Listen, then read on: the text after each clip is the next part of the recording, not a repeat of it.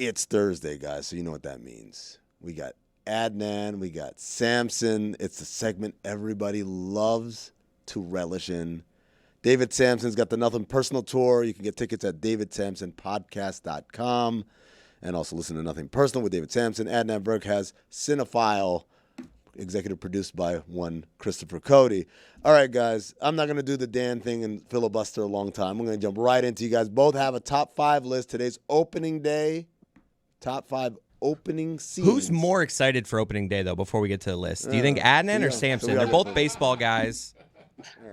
All right, let's talk about baseball. Hey, guys, who's more excited for opening day? I think we're both jacked up. I mean, listen, I'm going to be on with Mike Lowell, of course, one of David's old, I was going to say teammates, but one of his guys, obviously from the Marlins all those years. So it's me, Mike Lowell, Chris Young for 3 hours talking baseball. And I don't know if David shares my sentiment. I'm sure he does. I wish there was more games at 1 o'clock Eastern. I'll be on from 1 till 4. 2 hours. We're just going to be blathering, which we've done all off season. And at 3:05, thank God, Corbin Burns' first pitch, and we can watch the Baltimore Orioles. But we all know all the intrigue around the Dodgers and Ohtani. They're going to be playing, obviously, in our showcase game. Bob Costas with the call. I can't wait for some actual baseball to be played. David?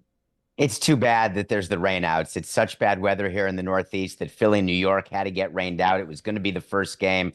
So many storylines about this season, and everyone thinks there's a cloud because of Ohtani, and Wander Franco just got put on the administrative list again. He's done until June 1st or sooner if he gets suspended forever for whatever happens to him.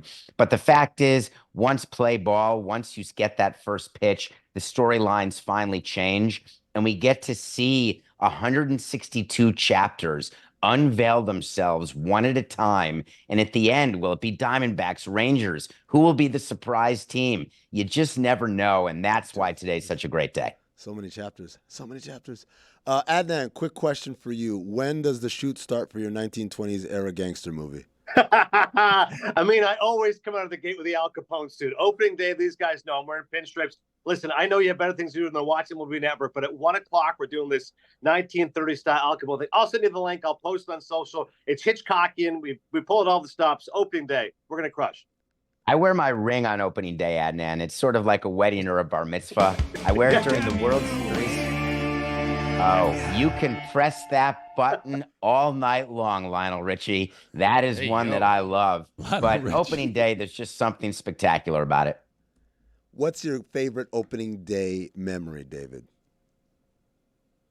Well, I have so many memories. 18 opening days. Muhammad Ali. The rain delay in a dome ballpark. Listen, I'll get one before David because he has a lot more. Mark Burley. He made the greatest play ever made by a pitcher. That was an opening day. People forget, wait, that was the first game of the season. That play was incredible. That flip play. Mark Burley still has not spoken to me since I traded him to Toronto. Not once. Dog. Not one time. But and for the record, what? It's because I think he signed a deal in the offseason, right? And then you traded him in June? Do I get that right? No, you got it wrong. We traded him during the offseason after 2012, and we sent him to Toronto in that big trade. And I called him about it, and I text him every year on his birthday, and crickets. Aww. It's just a sea of blue. I'm in touch still with his wife. Look at this play. He was such a great defensive pitcher. The way he fielded his position, second only to Maddox in my career. It was awesome. Is it red? Are the read receipts on? Because Pablo Torre revealed the other day that he used to have like a relationship with Ed Hockley. And then at some point, it's just like Ed Hockley has never responded to him again after a certain incident. And so I said, I thought it was just saying delivered. And he showed me his screen and says, nope, it says red, including one he had sent on the day I was talking to Pablo. I was like, I just sent him. By the way, I mean, nothing worse than a red receipt. I mean, if you're Ed Hockley, you got to figure out how to get it done in your system. Come on, man. I want to know what the number is for blues in a row before it's stalking. What does the room think is the number?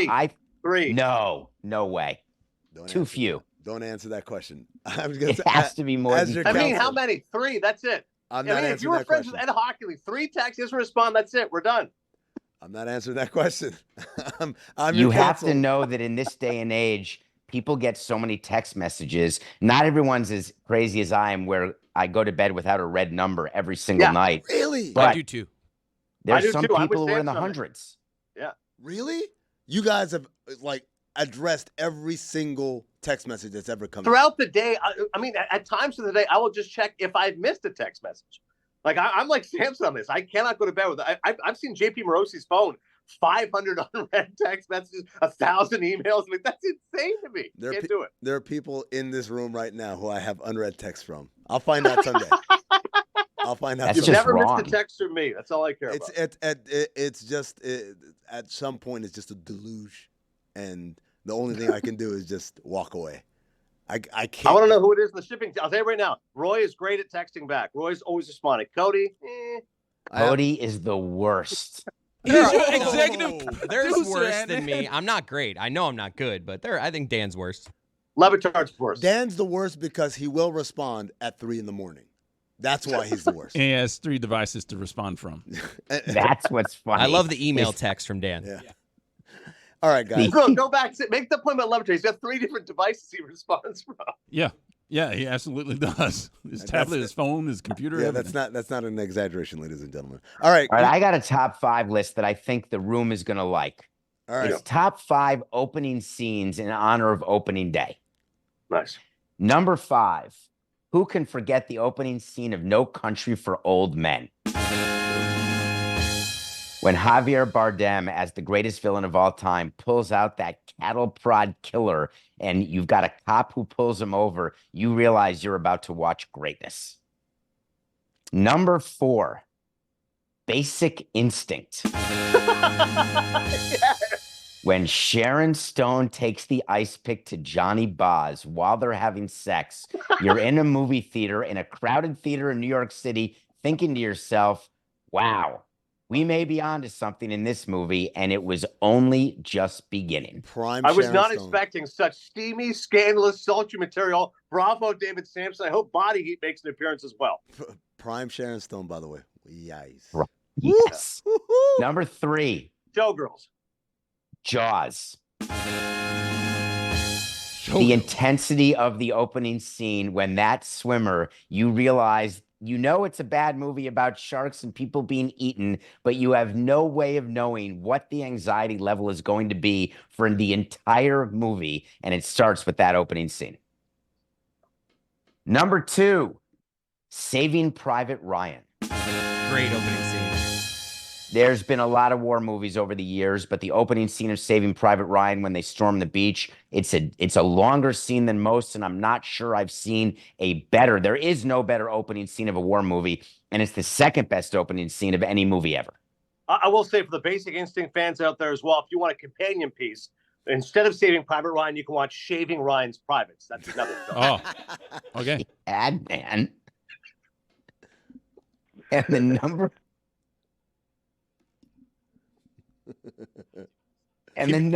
Keep it together, boys. That wasn't a war film, by the way. That's a different kind of movie. The number 1 opening scene of all time, and this is, I assume it's number 1 on your list too, Adnan, is Inglourious Bastards. Nailed it. I told him in his ear, I was like, I don't know, war movies, I feel like I have one better of an opening scene. Wow, you didn't go with Belly, huh? Which one? Inglourious Bastards, that's what it was. It's classified as a war movie. So I don't necessarily view Inglourious Bastards as a war movie. When I'm picturing war movies, I'm thinking Platoon, Apocalypse Now. It's more of a Chinema movies movie. like that. The opening scene of Inglourious Bastards, when they're in the shed, the tension that you get. He won the Oscar. It was that scene that won him the Oscar, Christopher Waits. And I'm just thinking to myself, very few movies do you remember how you were feeling when you were watching a particular moment the first time you ever saw it. And I remember as though it were yesterday, because I couldn't forward in my mind how it was going to end. How does that scene end? So powerful. Check out Inglourious Bastards, best opening scene ever. Adnan, One correction, it's not Christopher Waits, it's Christoph Waltz, but David is sorry. right. Thank you. Listen, that reveal in the basement's incredible. And I've never asked for a glass of milk since then and not thought of that movie. It's pretty incredible. Adnan, you got 3 minutes. Go. All right, we'll fire through this. Honorable mention, The Social Network. Great. That is a great scene. Aaron Sorkin talkathon right out of the gate. You can tell this guy's a total prick. He's insulting where she's going to school. It sets the tone for the entire movie. It really is Sorkin at his best, using his verbal linguistics. Number 5, David's right. I'm not going to be able to top Inglourious Bastards when it comes to Tarantino, but I'll go with Reservoir Dogs. beginning of Tarantino's career really sets the tone for what his movies will be all about. Dialogue, funny, violent, ridiculous, just explaining what Like a Virgin's about.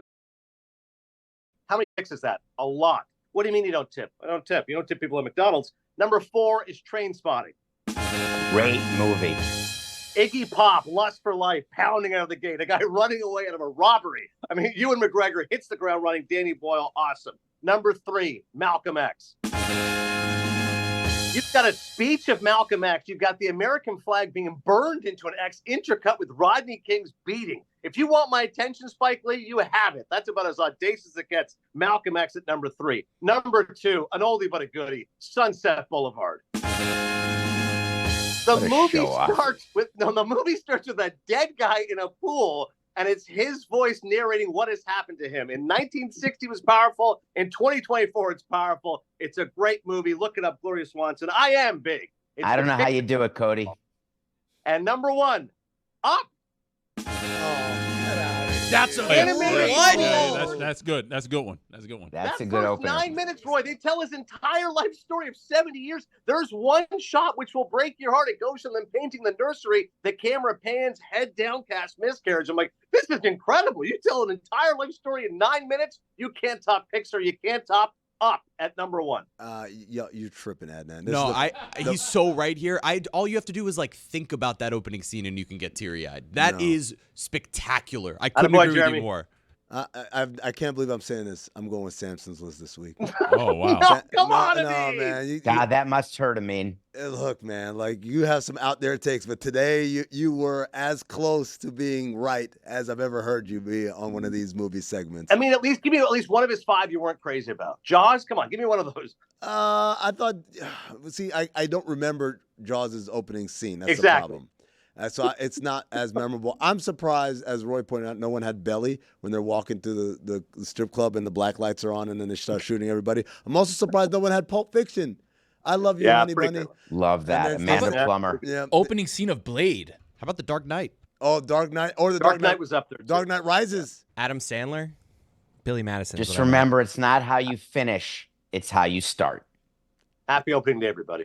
Ladies and gentlemen, this rarely happens when news breaks, and the guest that we have on in the prior segment is perfect to talk about the news. So we've asked David Samson to stick around. He's been gracious enough to give us some more time because right at the end of that segment with Adnan, the news came out. The Minnesota Timberwolves put out an official statement saying that Glen Taylor is no longer selling the team due to the expiration of the option of Marc Lore and Alex Rodriguez to acquire controlling interest in the Timberwolves and the Lynx. David, you saw this coming. I did. So let's take people back before he was having illegal practices in Minnesota, before he bought a house and pretended he was from Minnesota. He agreed to buy the Timberwolves at a price of $1.5 billion in 2021. But it was something called a step transaction. A step transaction means you lock in the value today, but you pay over time. And there are deadlines contained within the purchase agreement that you have to make your next installment payment by a certain day. And A-Rod has missed just about every deadline. And Glen Taylor has been okay. He said, hey, we'll extend the deadline. Don't worry about it. But meanwhile, the price of basketball teams have skyrocketed since 2021. So the Timberwolves are no longer worth 1.5. Let's say they're worth about 2.5. So that means that Glen Taylor feels terribly that he sold the team at 1.5 when he could have sold it at 2.5. But he was in a contract, nothing he could do until A-Rod missed another deadline. And there were rumors that the Carlyle Group pulled out. And then 10 minutes later, A-Rod had another deal with another private equity company, and it was all horse hockey. A-Rod has never been able to come up with the money to finish this transaction. So today, Glen Taylor said, Ganug, guess what, Alex? The team's not for sale anymore. You violated the contract.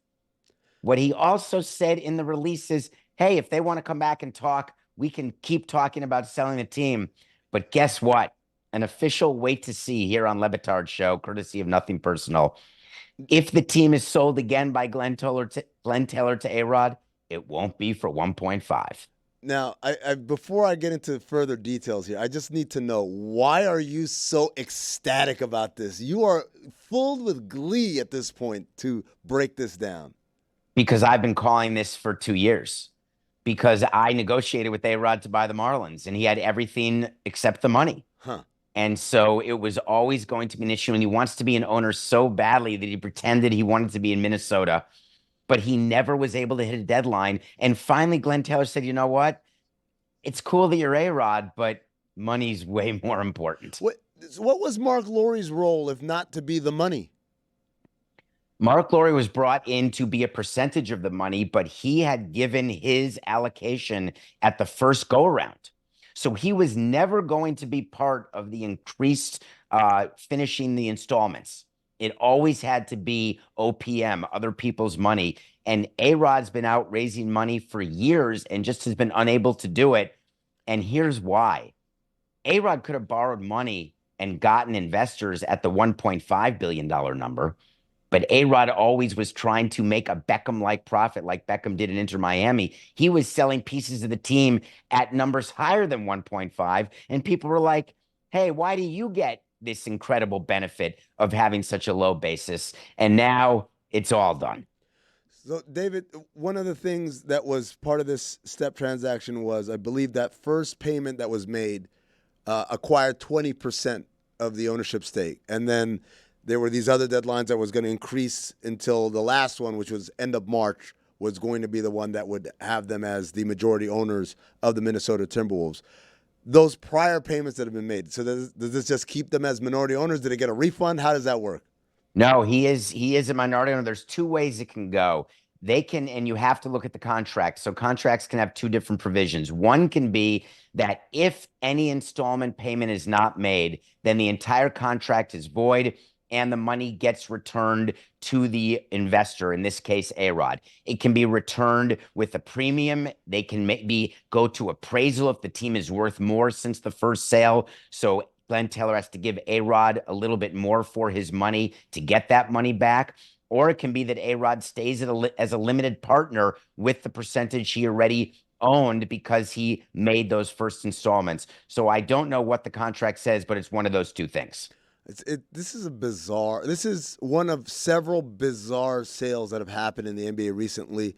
The Charlotte Hornets one, I think, is a lot more complex than people understand. I know that Gabe Plotkin, who, if that name sounds familiar, from the movie Dumb Money or from the GameStop crisis, it's the one and the same. Same guy. But it's a weird transaction where even though he's the name and he's the one buying the team, the secondary investor partner in that actually gets to be the governor for the first 5 years before it reverts over to Gabe Plotkin, because he's the one that put the money up, and then Gabe Plotkin has to pay him back over the 5 years. If not, he's no longer the governor of the team. David, is it just me, or are we having more and more of these sales that seem to be more complex like that, as opposed to the straightforward, hey, I want to buy your team, here's the money, let's go? Well, listen, the number one straightforward of all time was Steve Ballmer. Yeah, cash. He went to the ATM, took out a couple bill. Sterling was gone. Ballmer was in. It was a dream come true for Adam Silver. But the number of people in the world who can do transactions like that is very, very small. So when the value of the assets of these teams continues to increase, you need groups of people. Like Bruce Sherman has a group of 10 or 20 people helping him do the Marlins transaction. When you look at what David Rubenstein just did with the Orioles, they listed all of the limited partners. You're cobbling. You're putting together 20 million pieces of 20 million each. You need a lot of money, which is why the NFL is looking into allowing sovereign fund money, and basketball and baseball already do allow it, because you want to keep the value of teams increasing. To do that, you have to find big chunks of change from people who don't want control. And in the real world, an individual doesn't want to give you $300 million toward the purchase of a team and not be allowed in the clubhouse, or not be allowed in an owner's meeting, or not be allowed to make a trade. So it's super hard to put these deals together now. I mean, it's funny because that's the point of buying a team, right? The point of buying a team is like, I want to play fantasy basketball for real. And so the idea that people would invest the majority of the money and say, no, you go ahead and have fun with that. I just want it to be part of the financial process. It's pretty much what Mark Cuban would have us believe happened in Dallas. He's sold to the Adelsons, and like the idea is like, no, but I still control every element of basketball ops. I answer to no one. They just front money and do the business. It just doesn't make sense. And I don't think that's the case. I think you have to look to see who the governor is with Cuban and the Mavericks, and I'll bet you $1 the governor is not Mark Cuban anymore. It is the son of, I think her name was Miriam Edelson. Mm-hmm. So what's interesting, George Steinbrenner once said something to me, play it, because it is true. But if it's true, you don't get to play it. Well, I don't even know the rules. If it's true, does it contextualized? Dude, you called it on yourself. I gotta hit it when you call it on yourself. But also, the rule is if you're name dropping, right? You could have said so. This is not a name drop, because what he said was important, and for him to say it, there's nothing more limiting than being my limited partner. And what that means is, if you're not in the room where it happens, you're not in control. Then really what you doing? You get to go to cocktail parties and say, yeah, I'm the owner of a team. That's whatever. But to really be the owner, you have to be the control person. And it's really hard to be the control person of a team. Now, David, one of the things you mentioned, the Carlyle Group earlier, that was the original team the original firm that A-Rod had secured financing through. Axios had come out with a report saying that they were out because some of the stuff in their portfolio ran afoul of the NBA guidelines, bylines, whatever, right? There's another report that came out and said, no, they weren't denied. They pulled out. Either way, I don't care what the truth is. I just do want to know, for a sports league, a major league sports, like MLB, like the NBA, what would be the type of things that would be in these rules and guidelines where someone else's portfolio would run afoul of? Well, funny, it used to be gambling. That was the big thing that they looked for, that if anyone was associated with any sort of casino or gambling, they were not eligible to be a limited partner. There is tremendous background checks that go in when you become a limited partner in baseball. There is full background, full check on who you are, who you're associated with. You've got to pass through the ownership committee, the executive council, then the full vote of the owners in Major League Baseball, to say nothing of the commissioner's office. So they're looking for any dealings. But let's be honest, Steve Cohen's background wasn't exactly perfect. He had been in the middle of some major suits, some major workplace issues, some major SEC violations. And guess what? If the price is right, Bob Barker, we're going to find a way to approve you. And so I believe that Carlisle pulled out, and it's not that the NBA turned them down, because these leagues know now that when you find chunks of change, you really need to take it, because the commissioner, who wants his job and wants to keep his job, wants to keep the value of the teams going up. And to do that, you need lots of people with lots of money. This interview with David Samson is presented by LinkedIn Jobs. Hey, how about that? That's pretty good. It's a good job to try to figure out how to be a limited partner in a team. The interesting thing will be going forward with the T-Wolves, because it's such a distraction, the whole sales process. You know this, Amin, inside a locker room. And the T-Wolves have a chance to actually make a deep playoff run here in the next few months. And I wonder whether the timing of this is Glen Taylor saying, hey, I want to see if I can win a title right now. I don't want A-Rod to get the team at that old valuation. So I'm going to announce this today and then take it from here. Yeah, that's the other part about this. When he agreed to sell, beyond the price being a lot lower, the Timberwolves were a lot worse as a team. Now they're finally getting good. Like, hell no. I'm holding on to this for a little bit longer, see where it goes. David Samson, again, the Nothing Personal Tour starts in Philadelphia. Tickets are available. DavidSamsonPodcast.com. And, of course, listen to Nothing Personal. Thank you, David, for sticking around. Thank you. It's what they want. It's exactly what they want. Like, hey, watch these games. Jay Williams also said earlier on First Take that high-level people in the NBA are questioning Steph Curry's leadership because of Draymond. Because he started crying. That's why. It's ridiculous. He started crying, man. You start crying, people start questioning your leadership. Like, I don't want a leader that cries. I want a leader who's like, I know what to do, right? And what to do is drill this three in Jalen Suggs' mug. And then kick the chair. Then kick the chair and tell him to go to bed. The nap time celebration is simultaneously the most wholesome and most disrespectful celebration there is, right?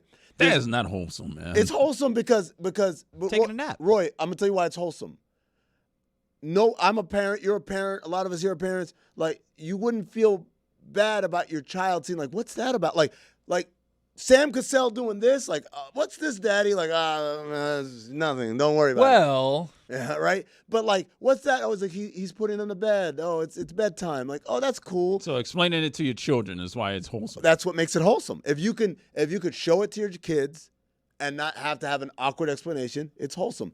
Now, it's disrespectful because he's calling them babies. He said, get these babies off me. This baby trying to guard me. You know, Jalen Suggs is a good defensive player. Jalen Suggs fancies himself as a lockdown defensive player, and I think he is. But he ain't locking down no Steph Curry, though. What about LeBron's thing? Is that disrespectful? That's like push the floor push down? push down and then the three on.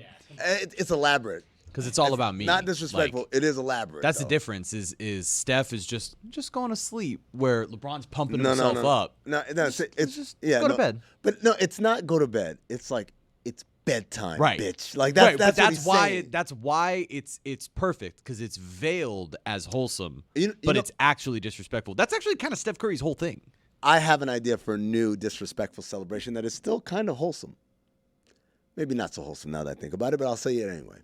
This is what I want. I don't care what any player in the NBA, you can take this one, but you got to be a killer out here. You can't be someone who just does it once and then goes back to your normal life as a role player. I need someone who's taking hearts. You need a dog. I need a dog. I need someone who's taking hearts like Steph Curry took that heart last night. You hit the shot, you come back down the court, and then you mime taking off your belt, folding it up, and then whap, whap, whap. Child abuse? And then Are you whap, whap. kidding? And then you grab The snap. The snap. The snap. The snap is a Snap. good I one. remember the Like snap. Robin Harris in House Party. Yep. And This then, started as a wholesome celebration. and then you put the belt back on and you walk to the bench. I like it. I think it's dope, man. I think that because it lets everybody know Who's daddy? exactly. Is that wholesome? I'm your father. It's wholesome in another era. My favorite one is James Harden because he's not talking. He's just like his is like cook it, right? Yeah, no, I'm cooking. Yeah, so that's like he's just talking about himself. Yeah. I'm cooking right now. I'm not disrespecting I mean, anyone. Dame that time was is covering perfect, me. right? Dame time's another. That's like, the best. wholesome But and it's disrespectful. wholesome Oh, he does and time? disrespectful. Yeah. Because But- it's like. But that's just about goes him. with the He's not nickname. talking about anyone else No, there. no, no. That's Right. Dame time. No, it's me. No. What he's telling is like it's about that time, right? Right. But the problem for is me. The problem, no. Yeah, but for me to end you. for me to end you, because here's the thing. Here's the reason why Curry's is more disrespectful than Dame's, because I can be at a restaurant, a club, a bar, a party, and say, "All right, guys, it's time to go. We're closing. It's time to go," and that's not disrespectful because these are adults. I'm an adult. But when you say it's bedtime, I'm talking to a little kid. I'm talking to a I'm baby. putting you to sleep. Yeah, but I tuck in a little kid. Hey, come here. Yes. Come here. Just lay Right. down. But I'm talking to Maybe a adults, cocoon. Chris. You guys ever cocoon? I do that for my dog. Well, when you're doing that to the Orlando Magic, who are a young team, like Jalen Suggs, who's a young defender, who's probably going to be all NBA as a defensive player this year. He's like, had a great year. he's had an unbelievable year defensively, and then you do that. Yeah, Where no. just good night. The one he hit against Dylan Brooks earlier this year might be my favorite time he's ever done that. Even better than the one in the finals. The one in the finals is pretty cold because really good. I'm gonna tell you why the one in the okay. I take that back. Now I think I was gonna say there it is. the stakes were really high. It's not just the stakes, Tony. It's because you realize, oh, he's not just talking about this game. He's saying this series is bedtime. Your season, your existence, Boston. It's a wrap, right? That's what made it super special. You know, this Rockets one, you guys still have another game tomorrow or whatever, but it still was so because he was laughing. He laughed at Dylan Brooks and then put him to bed. Like, I mean, it's just like Damian Lillard going bye-bye. oh yeah, that was a good one. That was so Did good. Jordan have one of these? Or was his the The shrug? But the shrug wasn't a consistent one. It was a singular moment in time. Yeah. Mid-game. Jordan was almost. I mean, the fist. it's a fist pump. Yeah, it's almost like it's Tiger fist Woods. pump. Not Yeah. almost like Tiger Woods. Yeah, it's the Tiger same Woods. thing. Tiger Woods ripped it off of Michael Jordan. Right. Kobe, the same thing. Giannis flexes. That seems to be Giannis's Jimmy move. just falls down and lays down and puts his hands behind his head. He just lays on the floor like, I've been working too hard. Melo I'm with just the relaxing. three. That's just. That's hitting a three, though. That's just- a different story. He We're would walk looking by. for like the ender. Like this is like the finishing move in Mortal Kombat. Dikembe Mutombo. That's a a finger block, though. wag. That's just Yeah. a block. For a block. That's disrespectful. That is like It's actually pretty polite. Yeah, it's like, like no. Wholesome. Not in the disrespectful. house of Mutombo. No, yeah, not in the house of It's like Mutombo. Babu Bot. Yeah, no. Iverson didn't really have one. Iverson did. Oh, the cupping of the ear was Iverson. Him stepping over But, Tyronn Lue. but that was a singular. no. That's thing. I know. I'm not saying that was his thing. No, but the cupping of the ear, that was like that, which was a wrestling thing. Iverson was the first one to be in the NBA to like run across and listen to the crowd. Like, I'll never forget the intro scene for NBA 2K2, right? Like it was because he was on the cover and it was like all these different highlights. And then the last thing was him cupping and the crowd going, MVP. It's like, oh, I got goosebumps right now thinking about it. Boy, 2K used to have some great intros, man. I don't like Trey Young's. Just like, Ice. I'm cold. Like he's Oh, acting yeah. like he's cold. Yeah. Wait, getting on the best, table. The best was he hit Oh. what he thought was a game winner. We've got the 2K2 I mean, intro. Oh, my 2K. God. Yeah, look at that. Oh God. Oh, that Oh, crossover. that Oh, my crossover. God. Sean Marion The with the little Matrix. windmill. David Simon throw the alley-oop. She'd come down. Oh, that was Ray Allen, a game winner. Or a game-tying dunk. Stephon Marbury with the alley-oop. Oh, man. Russell Westbrook kind of has like a rock the baby type. Yes, thing. that's a good one. It's kind of derivative, though. Dirk dunk. Yeah, Dirk dunk from Steve Nash. Reggie Miller, tough buzzer beater right there. Oh, for Is the that Bonzi? audio audience, you guys are missing out on some great. Just go 2K look up the NBA 2K2 intro because this is spectacular. Oh, Mash with the behind the back pass. This was a great editing. I was just gonna say the graphics and the editing could not look more like the early 2000s. But it's so either, cool. But it's awesome. Oh, but does it not have the MVP at the end? Oh, is that Sega? Oh, maybe I messed up. Maybe it was a different one. Sega. Wow. Hoops back in the day was fire. Oh, okay. Let's be honest. What's up? That hoops back in the day was fire. You know, look at those names and you're like, wow. I'm gonna tell you right now, Tony. It's gonna be the same when we look back at it in 20 years. Yes. though. First of all, like 20 years from now, we're gonna be talking about like I don't know, Trey Young Jr. We're like, oh, he's not as good as his dad. As or good as whatever. his dad. Trey Young Jr. Yeah, it's gonna be something ridiculous like that. It's So's like- your dad. Right? What? Why would your dad? But the other thing about it, Tony, I'm gonna tell you, like when you watch that, even when you watch anything from like the early 2000s or whatever, we're only remembering the good parts. We're not remembering the wrestling matches. We're not remembering like the slow. Like 87, 73. Oh man! At the end of regulation, and we're going to overtime, right? Like it's one of those things where we have like a nostalgia, but we don't. The nostalgia almost erases the reality of the day to day, right? It covers the sins of what the era was. But when you look at those teams, right? You look at the Spurs, you look at the Lakers, you look at the Mavericks, like all those teams I remember watching so vividly, and it felt like there were so many stars across the league that now it feels like just there's kind of pockets. Really? I Yeah. feel like now, back in the day, there were so many bad teams or teams that like legitimately, all right, you're not bad, but you have no shot at this. And I look now across the NBA and, Are you going to play shot or no shot?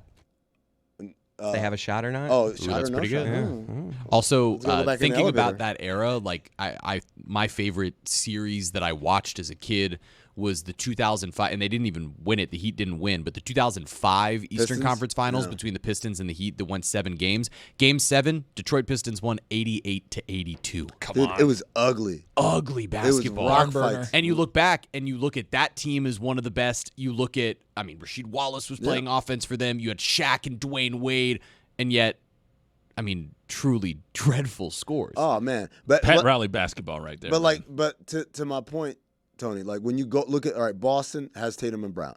The Bucks have Giannis and Dame. The Knicks have Jalen Brunson. All right.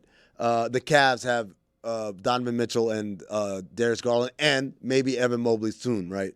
Orlando, Banchero, right?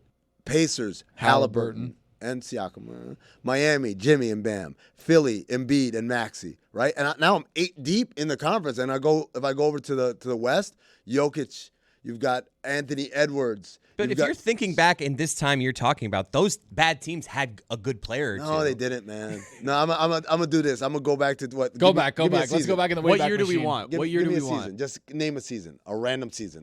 Let's do 03. Let's do 04. 03, 04? Yeah. Okay, 03, 04. Pulling it up right here. So 03, 04 is the first year of LeBron, Melo, and Wade. Go to like and the Bosh. worst team in the league. The worst team in the league was the Orlando Magic. They didn't have anybody. I mean, Let's look at that roster. The Pistons have Cade Cunningham, so he's That's not. They have like Hito Turkoglu or something. Who'd they have? No, I think Hito was at the Kings at that time. Yeah, Hito was still with the Kings. Young Hito. Orlando in 2003, right? That's what we're asking. Jameer Nelson? 03, 04. Jameer Nelson was never a star. He was a good player. He was an all-star. But he wasn't a star. No, you're player. right. No, like if he's their best player, that's a bad Okay, here we roster. go. Their best players were. Oh, well, I take it back. Oh, wait a second. Okay, hold on. Keep going. See? Exactly. Who was I it? forgot to have my guy Mac. Looks like Tracy. I was right. Oh, no. The Clippers. Second worst team. Lamar Odom, I think, was on that team. See, dude, every team had good No, players. Lamar Odom wasn't, but like that. See, that's different. But then you're going to get to the guy. Come on. Oh, wait. He was wait their a number second. 2. Come on. It was. Wasn't Katino Mobley on that team? on But he's not a star. Elton Brand on early? that Clippers. No, not in 03. Yeah, Okay, Elton here we Brand go. was there. Sure. Oh, it's Ports. Elton Brand. Okay, but Elton Brand was there. But Elton Brand was like that's like a sturdy player. Chris Kaman. The Candyman. Corey Maggette. Quentin Oh, Richardson. Cormagetti was nice. Oh, Come man, on, what are we you're doing? bringing me Cormagetti back. was nice. I mean, Ooh, Keon Dooling. these guys are fun, but they weren't stars, man. It's not like Halliburton and the guys that we're saying are gonna carry the. I could do this all day, just reading old Chicago. rosters. How about Chicago? We're running out of time here, man. They had Who'd they have? Give me one Jamal name. Crawford. Come on. Young Jay crossover? Oh, I love this game.